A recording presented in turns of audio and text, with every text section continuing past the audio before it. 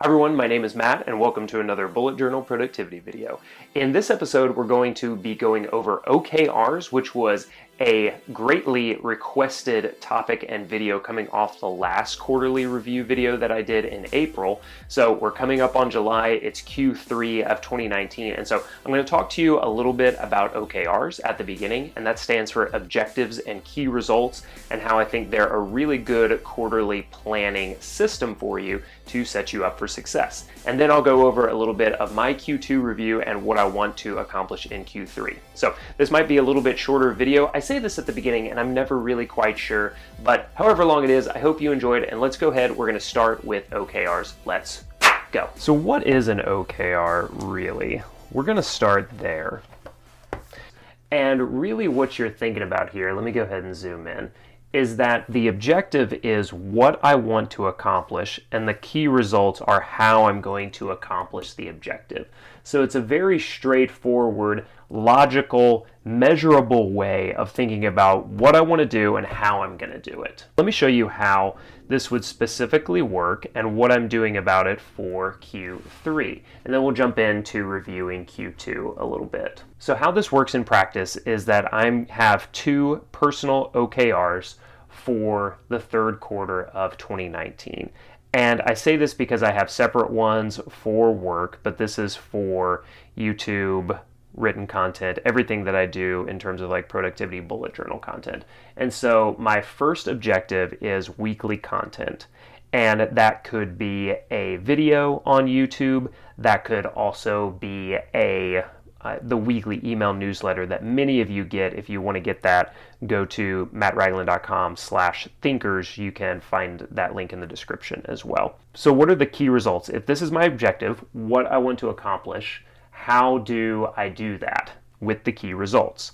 And the key results that I would be measuring and checking off, the first one would be to create a content calendar and outlines for each piece of content. That would be, say, about 12 pieces of content. And then I need to block and dedicate creative hours in my week.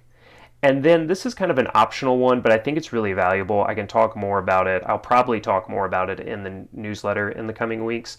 But specify the stakes for failure or success. Second OKR is, you may have heard me mention this some in past videos, but I want to launch the second version of my productivity course. I did a really early, small group at the beginning of the year, and like you'll see in the Q2 review, I didn't do anything with it then, and so I really want to revisit this in Q3.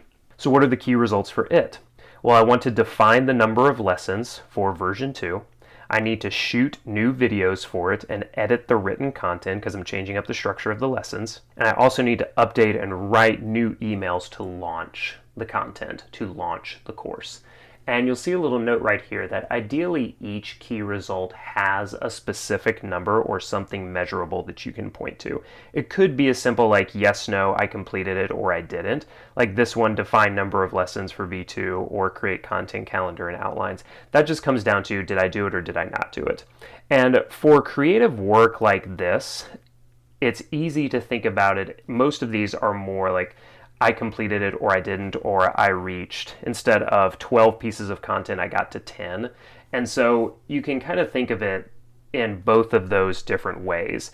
Is it a percentage that I'm looking to reach, or is it just a yes-no completion? If you want a little bit more specific reading on it, then there's a great book called Measure What Matters by John Doerr, and he is a venture capitalist who helped Google and a bunch of other places, but most specifically Google, get their productivity and alignment across the company going with OKRs. A little bit of extra reading if you are interested. So that is a good starting primer for OKRs. Try them out going into the next few months and let me know. We'll revisit this as a community ending Q3, going into Q4. So be ready for that. Now let's take a quick review back through Q2 for me.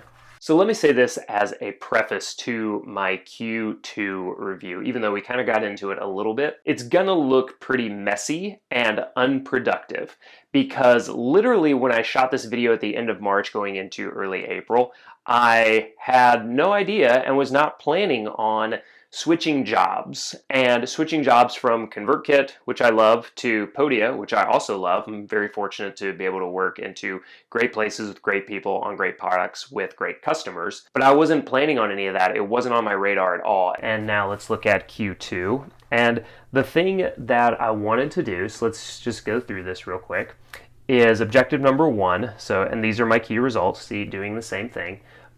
But I wanted to do 8 new videos in Q2. I ended up doing 5, and so that is not quite successful, but it is like it's more than half, which I'm pretty pleased with. The part of Q2 that really fell apart completely for me was that I was working on a course and a membership for all of you, and I really, because of the job change and because of the conference talk, really didn't do anything. So this is just getting migrated in bullet journal speak to Q3. And then objective number 3, I wanted to give a world-class talk at Craft and Commerce. And so it went really well. Thank you for all the kind words, well wishes, emails, and DMs that you sent me, wishing me luck and congratulating me afterwards. It went really, really well. All of these things that I wanted to do, I did. And that took me way longer than I expected. I was like, I'll spend a couple hours on it per week and then I'll be ready to go.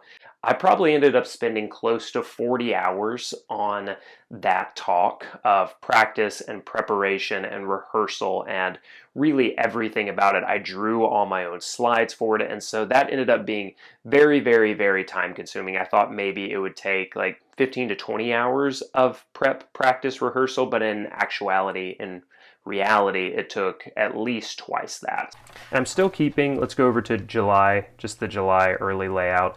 I'm still keeping this same minimalist, really simple bullet journal layout of the days of the month and the corresponding days of the weeks right here. So I'll put in more events right here. So like Independence Day here in the US, going on vacation, and then my very simple habit tracker, mood tracker, one-line journal right there. One other thing that I wanted to point out that I noticed, and this is just more of just a thing about life that I noticed, is that June has been a really great month, and it's been busy, it's been crazy. A few things that have been important about it for me that I just noted is, what made this month great is that I had a lot of time with family and friends. We went camping in the mountains. The talk went really well, worked out a lot, just stayed really active, healthy, was making things for you, writing emails, making new videos, the talk again, the slides for it, I got a lot of compliments on. And then just making these little notes in the journal. I didn't do as well in my page a day Baron Fig, but just the one line helped me feel tethered and helped me feel connected and helps me remember everything that happened. So June was a really good month, and one thing, like I said, the thing that I noticed is that I had a lot of healthy living, lots of interaction with people that I love, and just lots of great experiences, and that it wasn't related to buying things. It wasn't related to things, making purchases, anything like that. I still really enjoy buying some things, but in terms of it making me happy or influencing my happiness, it hasn't really been a big part of that. I'm really looking forward to the third quarter of 2019 because after so much personal shakeup, a lot of good things, but still a lot of different things that happened in Q2, I feel like I'm getting back into a rhythm of work and life that I can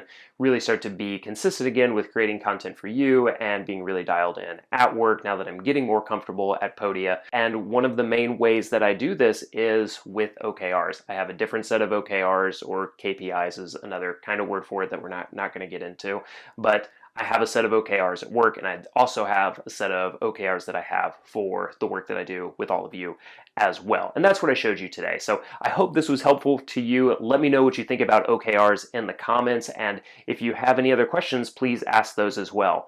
I would also encourage you to sign up to the email list. It's just mattragland.com/thinkers. I send out a weekly newsletter, and if you're interested in this course that I've kind of been teasing out and talking about a little, then that's the first place you're going to hear about it, and that's where you're going to get the best price if you are interested in a course, in the membership, in anything that I might be will be releasing for the second half of 2019. So thank you so much for your support and encouragement. I love sharing all these videos with you. Keep asking questions. It's one of the main ways that I know that I'm creating the right content for you. But I hope you have a great rest of your week, and I'll see you next time. Thanks. Bye.